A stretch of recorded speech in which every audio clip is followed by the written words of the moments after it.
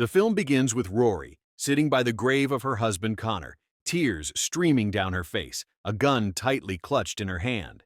The world has already fallen into chaos, an outbreak turning people into zombies. Countless lives have been lost, and the few survivors left struggle to hold on. Rory heads back home, only to find the place shattered. Bloodstains mark the sofa. Slowly, she makes her way to her daughter Maddie's room. She switches on the lamp, its shade decorated with dragonflies, Maddie's favorite. But as Rory draws closer, the truth hits hard. Maddie is infected. In an instant, the little girl vomits blood and lunges at her mother. The screen fades to black. 2 years later, Rory jolts awake from the haunting memory. It's clear, her daughter Maddie, just like her husband, has been gone for 2 years. The sound of a radio fills the silence. A broadcast speaks of a powerful new organization that has seized control of the country. They claim to protect survivors in camps, but in reality, they are prisons. Anyone caught outside is executed. Rory switches the radio off. Her eyes fall on Maddie's drawing stuck to the fridge. She grips her pistol and steps outside. But Otto, her father-in-law who shares the cabin with her, spots her. He warns her to be careful, because danger is everywhere. Rory walks on, determined to go wherever she must. After this, we see Noah, riding a horse along the railway tracks, being chased by members of the organization. He manages to outrun them and reaches the forest, where his companion is waiting for him. Noah reveals that he has stolen a sample of their cure and got shot. Since he isn't infected, his companion insists that he run and stays behind with Noah's hat to fight the organization's thugs. At first, Noah refuses, but with no other choice, he leaves. When the team chasing Noah arrives, his companion distracts them and opens fire. But then, a woman sneaks up from behind and strikes him down. The group captures him and brings him before Logan, the leader of the camp. Logan demands to know where Noah is. Despite repeated questioning and brutal intimidation, the man refuses to speak. Enraged, Logan executes him. From afar, Noah hears the gunshot. His heart sinks. He knows his friend is gone. One of Logan's female followers protests, saying they should have taken the man to the camp instead of killing him. But Logan ignores her, ordering the group to keep searching for Noah. Meanwhile, Rory sits by the riverbank, lost in the memory of her daughter, on the verge of breaking down. Suddenly, she hears the sound of a horse. Turning around, she approaches it gently, caressing the animal, only to notice the mark of the organization. Her eyes widen. This horse belongs to thugs. Then she spots a man lying on the ground. Alarmed, she readies her weapon and nudges him with her foot to check if he's infected. It turns out to be Noah, wounded from the gunshot, but not infected. As she searches his bag, she discovers a keychain shaped like a dragonfly, her daughter's favorite.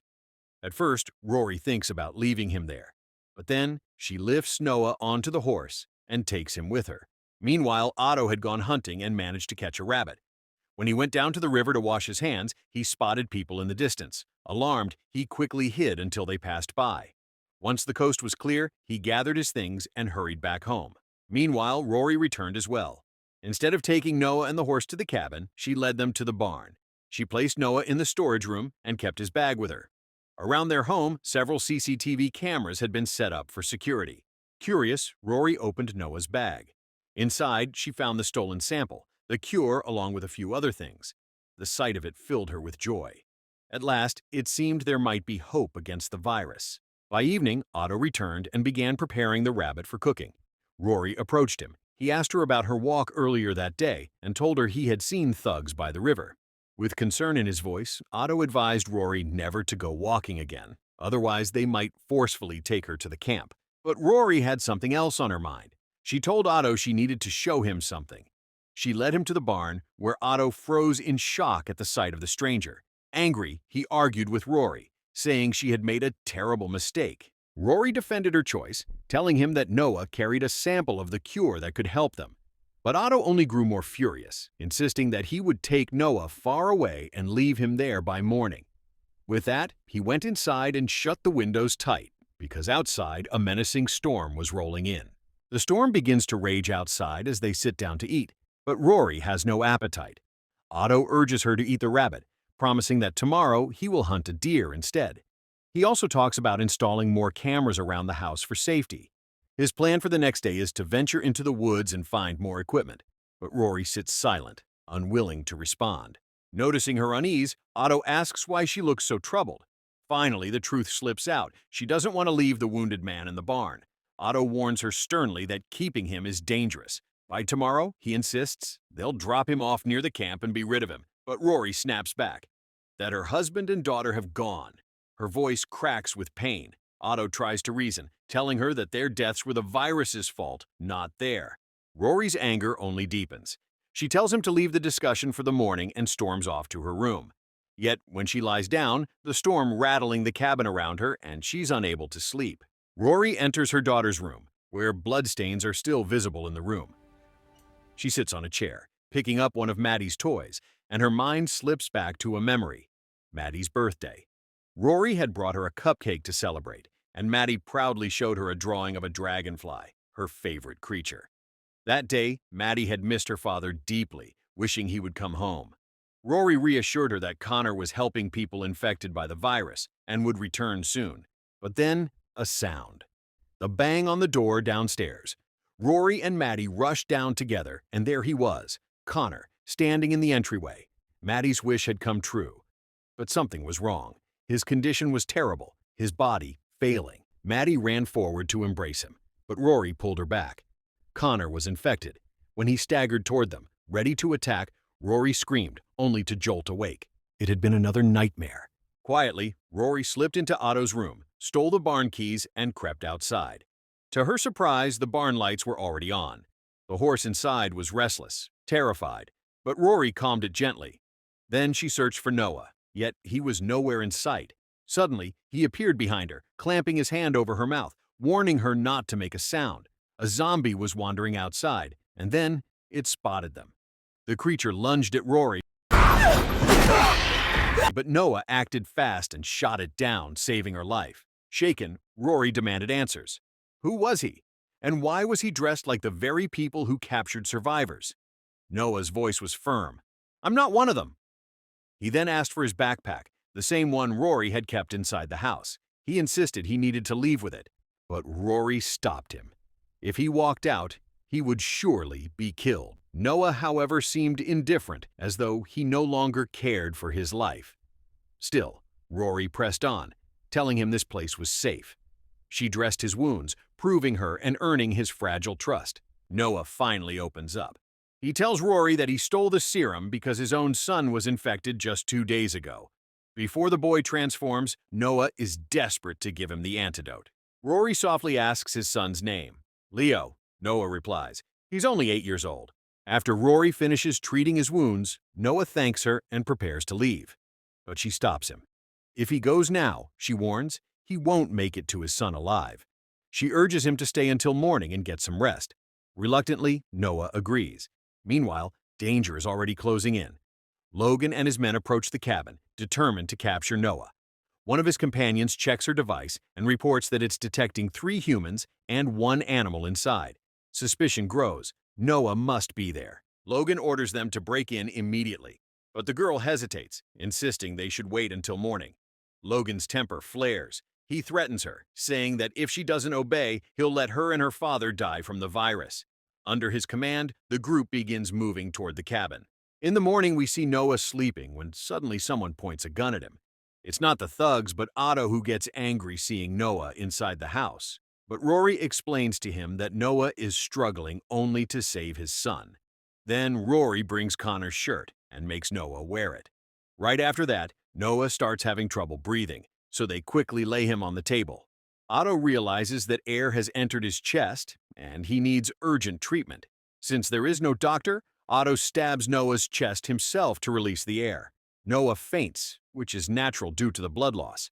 Now he cannot go to his son, so Rory says she will save his son for him. But Otto refuses, saying that the child is not Maddie. Suddenly, the alarm goes off, and on the cameras, they see Logan has arrived. Otto tells Rory to take Noah and the horse and leave before Logan can stop them, and gives Noah an adrenaline injection in case he feels weak. She doesn't want to leave him, but he promises that he will come after them. Rory, with her father-in-law's support, takes Noah to the barn. But by then, Logan reaches the cabin. Otto steps outside to face the thugs.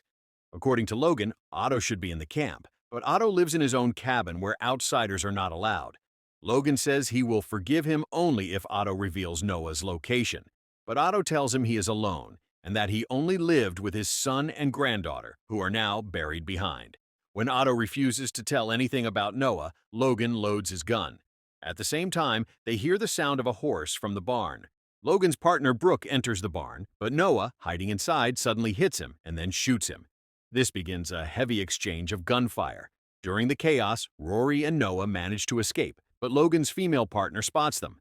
In the firing, Otto gets injured, and soon Logan comes close and kills him with an electric shock.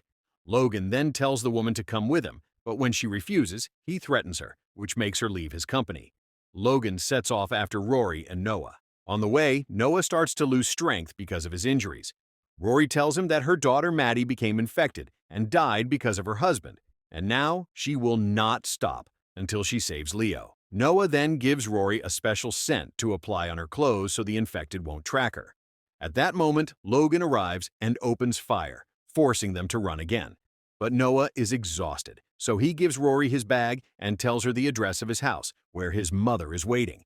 Noah takes some ammos from Rory, while Rory heads alone toward her destination. Meanwhile, Noah injects himself with adrenaline and prepares to confront Logan, using gunfire to distract him. A fierce shootout begins between Noah and Logan. Noah hides at one spot and manages to shoot Logan. The fight turns intense, and finally Noah uses Logan's own taser against him before shooting him. The sound of gunfire attracts zombies who surround and devour Logan. At the same time, an infected woman suddenly attacks Noah. At night, Rory is moving through the forest when she trips and falls. Many zombies rush toward her, so she quickly hides and applies the scent on her clothes. The zombies fail to smell her, and she continues toward her destination. But one zombie suddenly attacks her. Rory manages to kill it, but during the fight she gets infected. After this, she sees her daughter standing in front of her. Soon more zombies gather around, and one of them sniffs her but walks away, because now she is infected too. By morning, symptoms of transformation begin to appear in Rory, but she still reaches the house. She knocks on the door and leaves the bag behind. Noah's mother comes out at gunpoint and asks about her son. Rory's silence makes her realize that Noah is dead, so she takes the medicine. After this, Rory is seen sitting near a riverbank, where in front of her she imagines playing with her daughter and the dragonfly. From her eyes, it is clear that she has completely turned infected. Rory then shoots herself. With this, the film comes to an end. So, dear viewers, how did you like this recap?